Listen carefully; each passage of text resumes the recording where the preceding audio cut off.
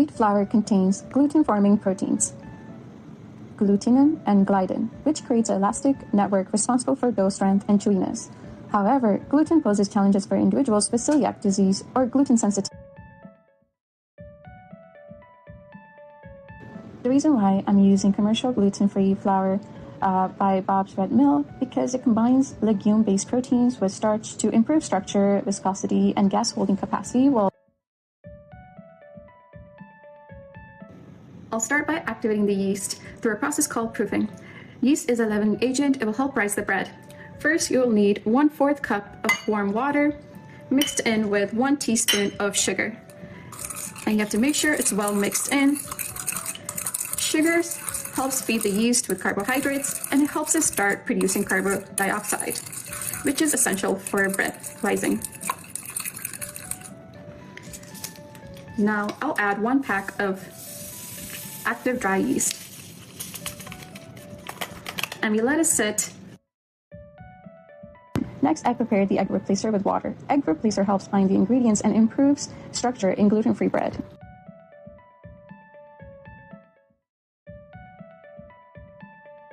Step 3, I hydrated the psyllium husk separately to form a gel. This gel acts as gluten, helping the batter hold gas and giving the bread a chewy and structured crumb. In a large bowl, now we'll add all the dry ingredients together. First, we have 3 cups of gluten-free flour, which will provide the combination of starches and legume-based proteins that replace wheat flour's bulk and structure. Next, I'll add 1/4 cup of powdered milk, which will help contribute to the proteins and the lactose that improve browning and flavor development during baking. And next, we'll add 2 tablespoons of sugar. This will help improve the Maillard browning and help retain moisture. And then I'll add 1 tablespoon of xanthan gum,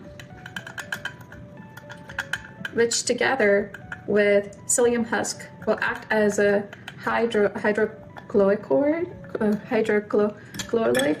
increasing viscosity and mimic gluten's elastic properties.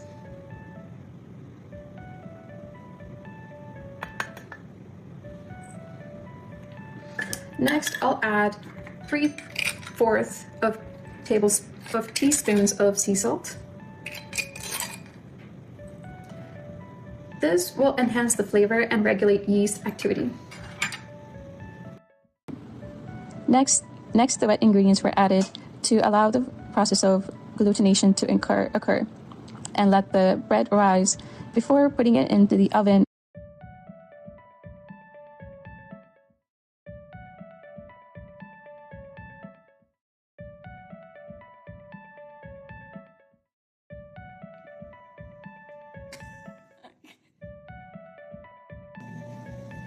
Tastes a little kind of gluey and squishy, but there's definitely a good salt and kind of like light flavor to it.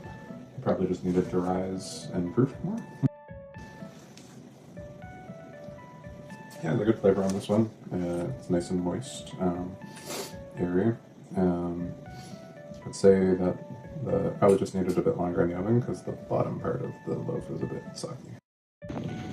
Overall, the gluten-free bread browned more on the top and retained more moisture, especially at the bottom, while the wheat bread baked more evenly and was slightly chewier due to the... Overall, producing bread without gluten is challenging because gluten-free dough often lacks structure and resulting in low loaf volume, brittle texture, and irregular crumb. In this experiment, we were able to overcome the issue of low volume. We were able to get a good rise of the bread and reduce brittleness by using structure-binding ingredients such as psyllium husk and egg replacer. While the gluten-free bread retains more moisture and was less chewy than the gluten-containing bread, it maintained a cohesive structure and acceptable texture. These results demonstrate that despite the absence of gluten's elastic protein network, the functional alternatives can partially replicate its role in bread making. Overall, producing bread without gluten